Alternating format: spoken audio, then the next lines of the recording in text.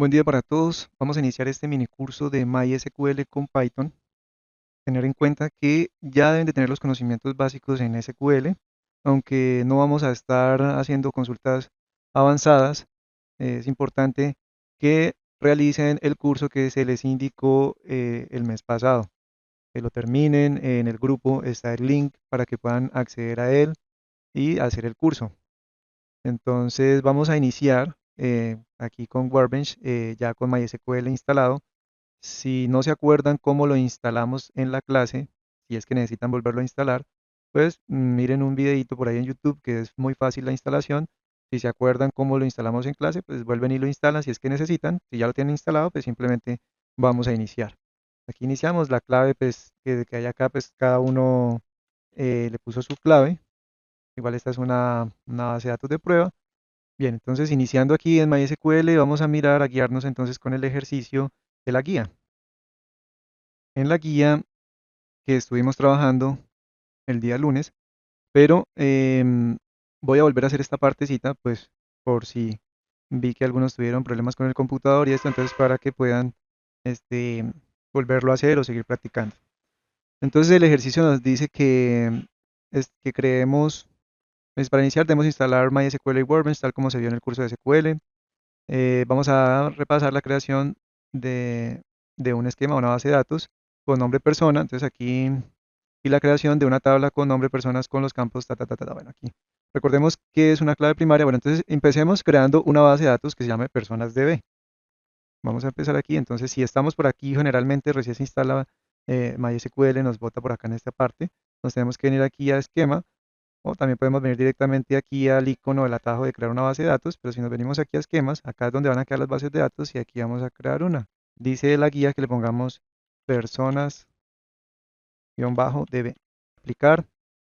Aquí nos botaría, nos indicaría el código SQL o la sentencia SQL para crear la tabla, la base de datos, perdón. Entonces, aplicar, finalizar, ya creamos nuestra base de datos. Quedó aquí seleccionada. Para que podamos trabajar con ella, tenemos que darle doble clic hasta que se ponga así en negritas. Cuando ya está en negritas es porque ya está seleccionada y vamos a trabajar con ella. ¿Qué más nos dice el ejercicio? Dice la creación de una tabla con nombre personas. Entonces vamos a crear una tabla. Vamos a venirnos aquí en tablas, clic derecho, crear tabla. O utilizar el atajo que está aquí de crear una nueva tabla. Le damos clic ahí, vamos a poner que se llama personas, se va a llamar esta tabla, personas. Personas, listo, con los campos y de persona. Entonces vamos a agregar los campos acá y de persona. La parte, como habíamos hablado, la parte de la convención para nombrar las tablas y las bases de datos, digamos que no hay una convención especificada para SQL, pero nosotros, ya digamos, dependiendo de la empresa o el proyecto que se esté trabajando, se especifica desde un inicio qué convención de escritura se va a manejar. Entonces nosotros vamos a trabajar con el Snake Case, porque como vamos a trabajar con Python, entonces para que trabajemos con un mismo orden, digámoslo así. Entonces, ID de persona, teniendo en cuenta la nomenclatura, Snake Case. Aquí de una vez nos marcó que va a ser la llave primaria, que va a ser no nulo. Y aquí el ejercicio nos indica, bueno, por ahora no nos estaba diciendo, pero aquí abajito nos dice que es autoincremental. Igual hagámoslo de una vez. Entonces, llave primaria, no nulo y autoincremental.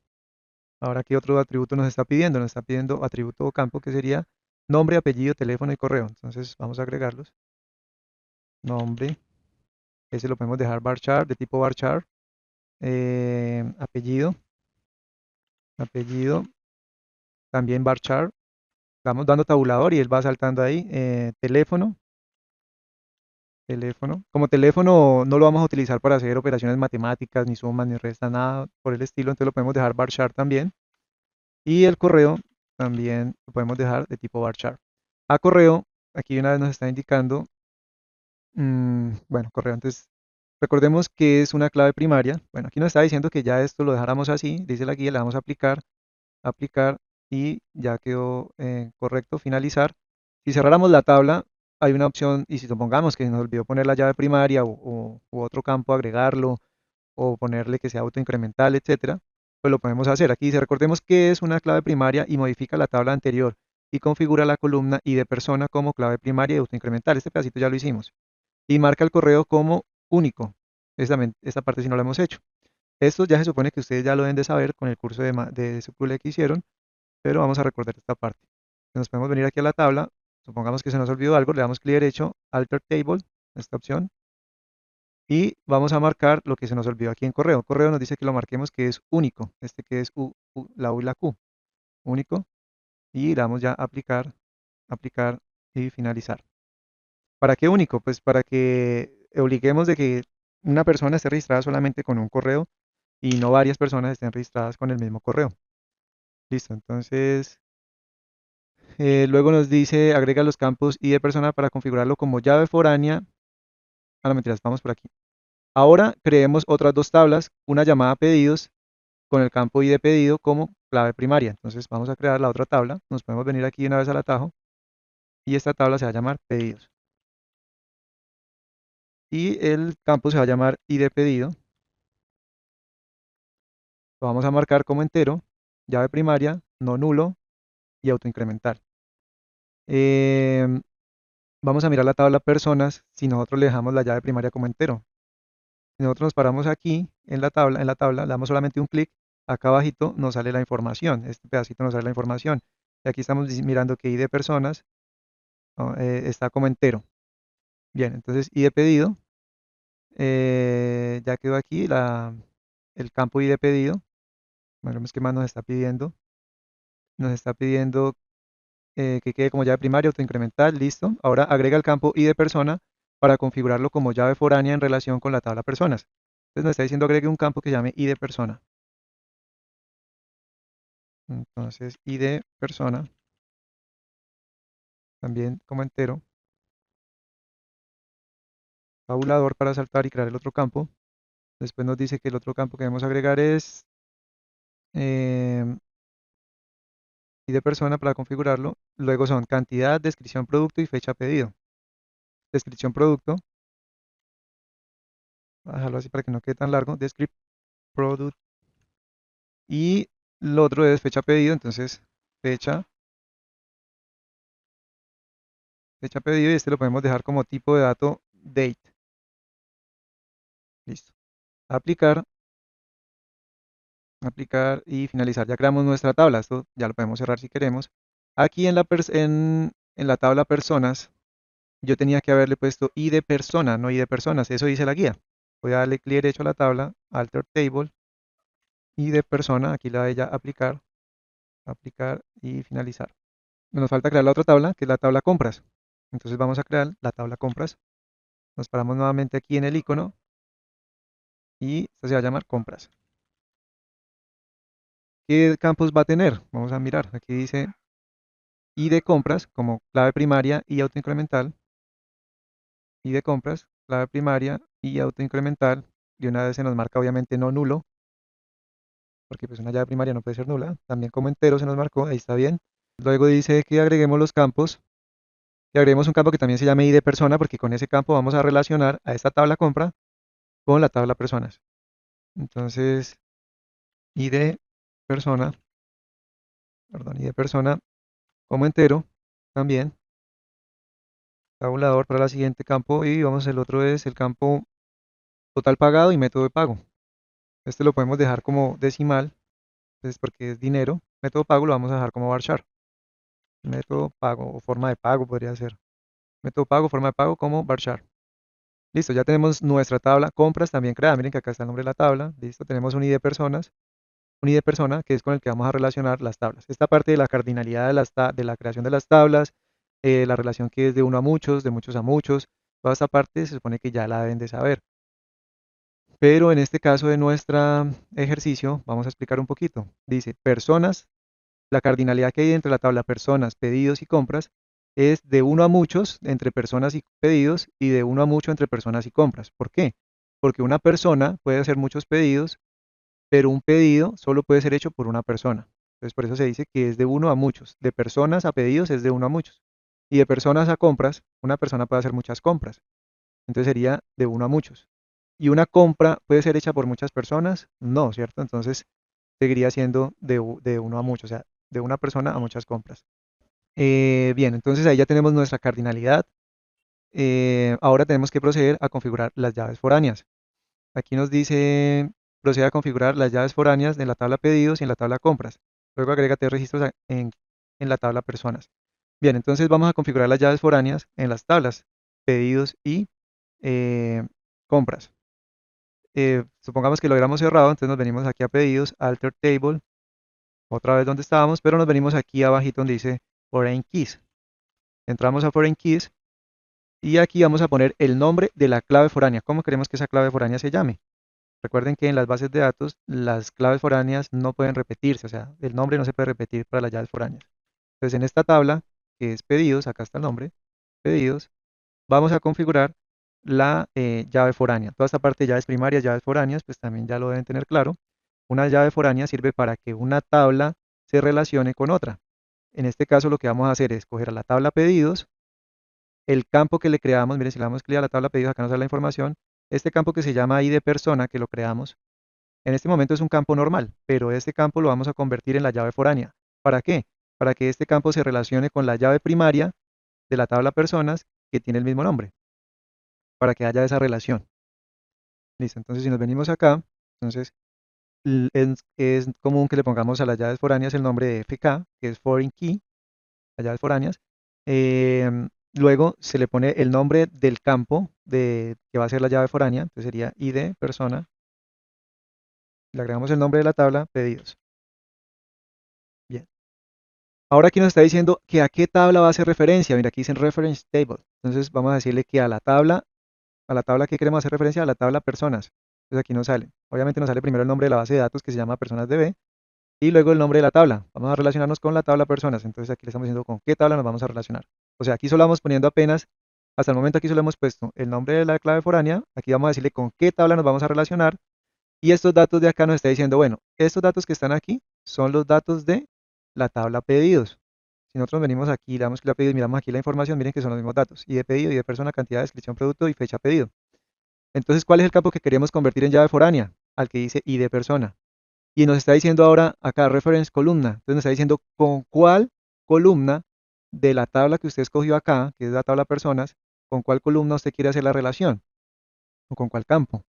Y nos venimos aquí a personas, le damos clic aquí a personas y aquí miramos la información, pues como dijimos, tenemos que hacer que sea con la llave primaria de esa tabla, que la llave primaria es ID personas. Entonces vamos a venir a escoger acá al campo, a ver, al campo ID persona y le damos clic y ya. O sea, otra vez, aquí es el nombre de la tabla, perdón, el nombre de la clave foránea.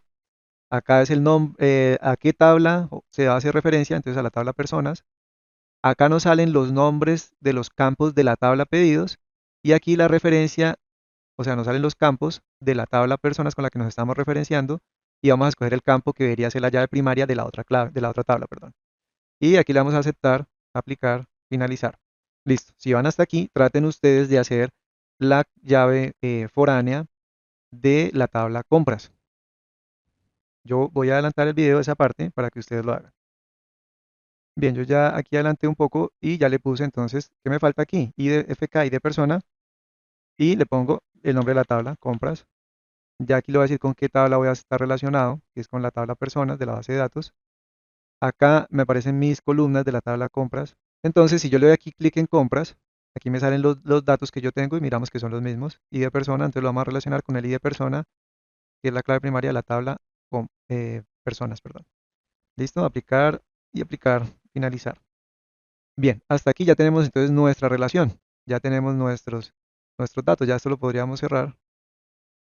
Ya la cardinalidad quedó configurada entre las llaves primarias y foráneas y quedó una relación de uno a muchos, de la tabla personas a la tabla pedidos de uno a muchos y de la tabla personas a la tabla compras de uno a muchos.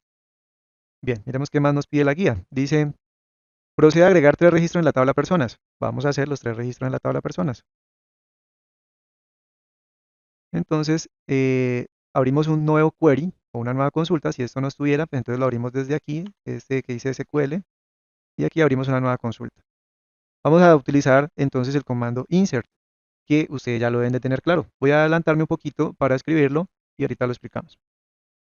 Insert into, que es para agregar campos, abrimos los paréntesis y aquí vamos a poner los campos o los atributos que vamos a llenar de información. En este caso, si nos paramos aquí en la tabla personas, aquí nos está diciendo entonces que necesitamos llenar un nombre, un apellido, un teléfono y un correo. Y de persona, ¿por qué no? Porque se lo está llenando autoincremental. Entonces aquí vamos a poner nombre, separados por coma, apellido, teléfono y correo. Luego podemos escribir el comando values. Recuerden que la parte de todo lo que es la estructura de los comandos de SQL debemos ponerlos en mayúscula. Es una buena práctica para que el código sea más legible. Y todo lo que son los nombres de los campos de las tablas deben ser en minúsculas. Y ya con la convención que hayamos definido, si es camel case, snake case o lo que sea. Esto lo podemos dar aquí enter para que se vea aquí abajito, no pasa nada. Y se vea como un poco más fácil de ver. Entonces ahora entre paréntesis vamos a poner los valores que van a ser cargados a estos campos o atributos. Entonces aquí iniciamos entre comillas, se van a poner si son tipos, si son de tipo cadena o si son numéricos, pues no se usaría la comilla, pero cada campo tiene que ir separado por una coma. Como nombre es una cadena, entonces sí va entre las comillas. Puede ser comillas dobles o comillas sencillas, separados por coma, agregamos el otro campo y así sucesivamente. Como teléfono lo dejamos como cadena, tiene que ir entre comillas. Y ahora el correo también tiene que ir entre comillas porque sería otra cadena. Listo, entonces ahí tendríamos nuestra consulta lista, para insertar información a la base de datos. Si le damos ya a esta parte, ya después de terminado, verifiquemos insert into, ¿qué estamos diciendo? Vamos a insertar en la tabla personas, que es esta que está aquí, la tabla personas en los campos, nombre, que está acá, apellido, tienen que estar escritos tal cual como están aquí. Yo aquí no podría escribir nombre, no, supongamos, nombre así porque me va a salir un error, ¿no? Tiene que ser tal cual como está escrito acá. Apellido también, apellido, tiene que estar totalmente, exactamente el nombre escrito. Correo y listo. Entonces ahí ya verificamos, listo. Entonces le damos aquí en el rayito para ejecutar la sentencia. Acá nos dice que fue exitoso y que fue creado. Vamos a crear una nueva consulta aquí para verificar que haya quedado guardado en la tabla. Entonces, vamos a utilizar el comando select asterisco from personas. Vamos a decirle que muestre todo lo que está de la tabla personas. Esta parte no me voy a tener mucho que explicarlo porque ustedes ya lo saben. Bien, ahí ya nos arrojó el resultado. Aquí estamos viendo en la tabla. Entonces, el primer registro. Si nos devolvemos a esta consulta de acá, y supongamos que quisiéramos agregar a otra persona. Entonces simplemente cambiamos los datos porque esta consulta nos va a servir. Supongamos que vamos a registrar a Luis eh, Díaz y pongámosle aquí que tiene un número 324000 y pongamos que el correo es lucho@gmail. Si le damos a ejecutar a esto, nos dice que ya fue cargados y si nos venimos aquí nuevamente a consultar la tabla, miramos que ya también nos está cargando el nuevo campo. Nos decía que cargáramos a tres registros. Vamos a agregar a otro y el correo pongámosle que sea dani@gmail. Si le damos a ejecutar otra vez a esto, pues nos va a agregar un nuevo registro a la tabla. Si consultamos otra vez la tabla, miramos que ya se cargó el nuevo registro. Bien, hasta ahora entonces ya terminamos esta parte del ejercicio. Ahora vamos a proceder a trabajar ya con Python y a instalar la librería de MySQL. Bien, entonces la instalación de la librería de MySQL en Python para que podamos trabajar con MySQL desde Python se debe hacer en cada proyecto. En cada proyecto, ojo, no en cada archivo, sino en cada proyecto. Entonces, aquí tenemos que verificar que estas opciones estén, cuando vayamos a crear un nuevo proyecto, vamos a crear un nuevo proyecto y verificar que estas opciones sean las que estén activas. Yo estoy creando aquí, voy a ponerle a este proyecto instalación MySQL. Como es para cada proyecto, esto lo van a tener que hacer con cada proyecto. Entonces, simplemente aquí lo único que estamos haciendo no es nada raro, crear un proyecto, instalación MySQL, creamos el proyecto y se está creando. Bien, se quedó acá en la otra pantalla. Bueno, pues se está creando el proyecto, se creó el proyecto y aquí, pues hasta el momento no tenemos nada. Entonces tenemos que venirnos a la terminal, aquí en esta parte de la terminal, y vamos a ejecutar el comando que nos indica aquí en la guía. Que el comando es Python, esto es un módulo que es "-m pip", el comando de la instalación y la librería que es MySQL-connector-python. Entonces vamos a hacerlo. Bien, verifiquemos, aquí me quedó mal esta parte. A ver, me quedó un error acá, listo. Verifiquemos que está correcto. Python, listo, aquí ya procedemos a darle Enter. Recuerden, importantísimo, muy importante, es verificar que aquí en la ruta no hayan espacios, espacios en los nombres de las carpetas. Lo mismo cuando vamos a crear aquí un nuevo proyecto, cuando donde lo estemos guardando, por ejemplo, una carpeta puede llamarse prácticas espacio Python. Si hay espacios, probablemente genere errores. Algunos le generan errores, algunos no, pero como vimos en la clase pasada, algunos le salieron unos errores y pues simplemente era esto, que tenían un guión, un espacio, perdón, en los nombres de las carpetas.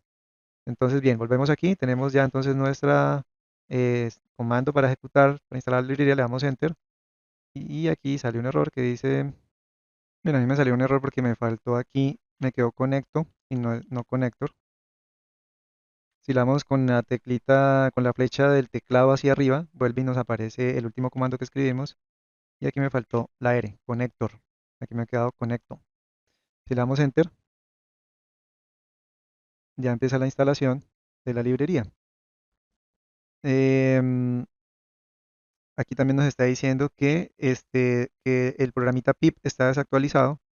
Entonces para eso tenemos que escribir el comando similar al que escribimos anteriormente. Lo único es que le vamos a ahorrar la librería de MySQL y le vamos a poner guión guión upgrade pip. Le damos enter y ahí está instalando.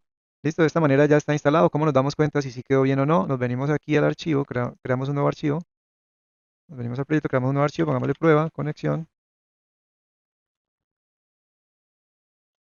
y vamos a mirar si de verdad quedó funcionando. ¿Cómo sabemos? Simplemente tratamos de importar a MySQL, ahí está, eh, punto connector, ahí ya sabemos que que nos quedó bien instalado porque ya nos deja traer a importar a la librería MySQL.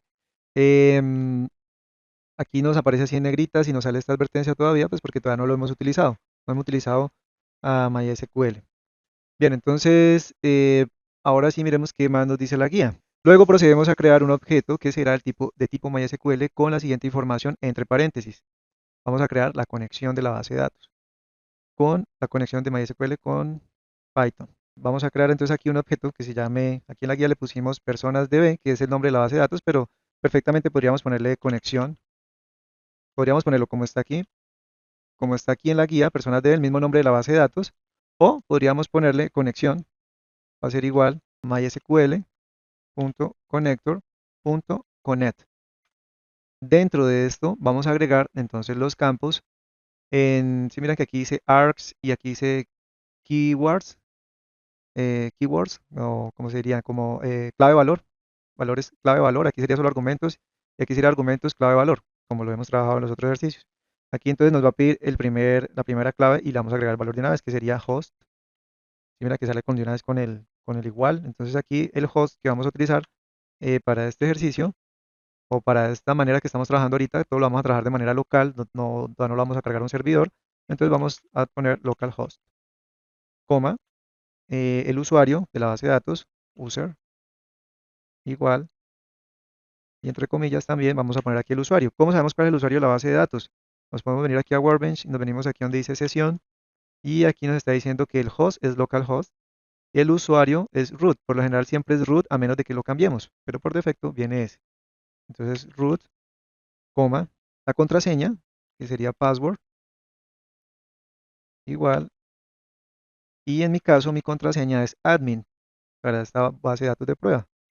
Ustedes le pusieron la que le hayan puesto cuando instalaron Workbench. Y el último es database, que es el nombre de la base de datos, y le vamos a agregar el nombre de la base de datos. ¿Cómo se llama la base de datos?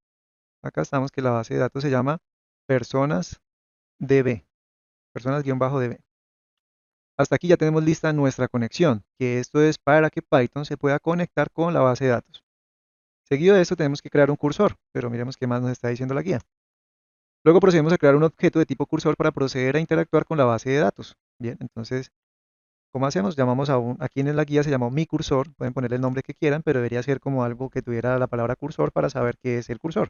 En este caso yo le voy a poner solo cursor, cursor va a ser igual a el nombre de la base, el nombre de la conexión, perdón, como la llamamos aquí, aquí en este caso dice personas DB, podríamos confundirnos un poquito, ¿cierto? Porque creemos que es el nombre de la base de datos, no, es el nombre de la conexión que le hayamos puesto. Aquí entonces se llama es conexión, entonces ponemos conexión.cursor. Ya tenemos este cursor, ¿para qué sirve? Ahorita vamos a mirar cómo funciona esta parte del cursor. Vemos qué más nos dice la guía. Dice que con este cursor ya podemos utilizar el objeto, el método execute, que es el que nos vaya a permitir interactuar con la base de datos. Entonces, miremos qué más dice acá. En el siguiente ejemplo se listan todos los registros de la tabla personas. Como se puede ver en la imagen, dentro del método execute se pone entre comillas la consulta de SQL en mi caso. Bueno, vamos y el método fetch all. Vamos a mirarlo acá. Con el cursor es el que nos va a permitir ejecutar o invocar al método execute, que este método lo que nos va a hacer o lo que nos va a permitir es ejecutar las sentencias SQL. Podemos poner la sentencia siempre tiene que ir entre comillas, la sentencia SQL siempre tiene que ir entre comillas y tenemos que respetar o hacerlo de la misma manera, la misma convención como lo hicimos aquí en Workbench. O sea, quiere decir que los comandos los ponemos en mayúscula y los otros en minúsculas utilizando también la convención snake case. Bien, entonces aquí vamos a poner, por ejemplo, vamos a listar los datos de la tabla persona. Entonces, select asterisco from personas. Y aquí ya tenemos que estamos diciendo que traiga todos los registros o que nos muestre todos los registros de la tabla personas. ¿Qué es lo que está haciendo el cursor aquí con esto? El cursor lo que está haciendo aquí es eh, almacenar todo eso que se trae de la consulta. Todo lo que se trae de la consulta lo está almacenando este cursor. ¿Cómo sacamos los registros o los datos que se trajeron de allá? Pues podríamos almacenarlos en una variable, podríamos llamarla, digamos, resultado. Decimos que sea igual al cursor.fetch all, que eso es lo que nos está diciendo este fetch all, lo que está diciendo es muéstrame o del cursor, de lo que trajo cursor, de lo que se le respondió acá, de lo que se trajo cursor, traiga todas las líneas, todos los registros de las líneas, todas las filas que hay, los registros o filas serían lo mismo, ¿no? Si nosotros le diéramos imprimir a esto, imprimiéramos a resultado, pues nos va a mostrar una lista de tuplas. ¿Por qué? Porque todo lo que se retorne de SQL se va a retornar como tuplas. Así sea un solo valor, se va a retornar como una tupla. Vamos a ejecutarlo y a mirar qué nos muestra. Miren que aquí hemos registrado a Pablo Suárez, a Luis Díaz, a Daniel Muñoz. Hemos registrado a estas personas, pero así como lo estamos mostrando en este momento, pues nos está mostrando una lista. Sabemos que es una lista porque está entre corchetes y sabemos que estos son tuplas porque están entre paréntesis y cada valor está separado por coma. Miren que aquí nos trajo el ID, el nombre, el apellido, el teléfono y el correo. Si no queremos verlo así, pues entonces podemos hacer un for i in resultado, y aquí le decimos que nos imprima ahí, que es el que está entrando a cada posición de la lista. Esto se convirtió en una lista, ¿no? Una lista de tuplas. Esto es una lista de tuplas y está ingresando a cada parte. Bueno, esto igual ustedes ya lo saben. Vamos a ejecutar y aquí nos mostró entonces la primera lista, perdón, la primera posición de la lista, que es la tupla que tiene estos datos, la segunda posición de la lista, que es esta tupla que tiene estos datos, y la tercera. Entonces, hasta aquí es la parte de cómo trabajamos con esto. Ahora vamos a mirar cómo agregar, en el próximo video, vamos a ver cómo agregar registros. Supongamos que yo aquí no le pusiera un ejemplo, ¿no? Vamos a borrar este momentico para que miremos, acabemos de entender lo del fetch all. Supongamos que aquí yo pusiera fetch one. Quiere decir que está trayendo solamente a un resultado. Pero si yo le voy a imprimir ahora a resultado, eh, también se van a dar cuenta que el trajo fue una tupla, así haya traído un solo valor. Le vamos a ejecutar. Aquí nos está diciendo que trajo una tupla, porque dijo fetch one trajo solamente a uno, ¿sí? Entonces, el fetch all trae todos los registros, te trae solo a uno de lo que tiene el cursor, pues porque para eso le estamos diciendo es al cursor. Bien, miremos qué más nos dice el ejercicio. Sirve para retornar, bueno, aquí dice que el fetch all sirve para retornar todas las filas que contenga y almacena temporalmente la información, retorna, bueno. Ahora entonces ya ustedes intenten llamar solo el nombre y el apellido, o sea, no todos los valores. Aquí se pidió el ID, el nombre, el apellido, el teléfono y el correo. Entonces traten de llamar solo el nombre y el apellido de cada registro. Eso ya lo pueden hacer ustedes pues, con las consultas de SQL que ya aprendieron. Y ya cuando se termine todo esto, vamos a darle aquí a finalizar a la conexión eh, la conexión, aquí como lo hayan llamado, a este objeto como lo hayan llamado, entonces lo llamamos aquí conexión.close para cerrar la conexión, siempre debemos cerrar la conexión después de que terminemos, y también el cursor también debemos cerrarlo, cursor.close. Tenemos que nos queda aquí en la guía este pedazo para dar por terminado. Listo, entonces hasta aquí. Ahora en el siguiente video vamos a ver cómo insertar los datos desde Python. Bueno, entonces nos vemos en el próximo video. Feliz día.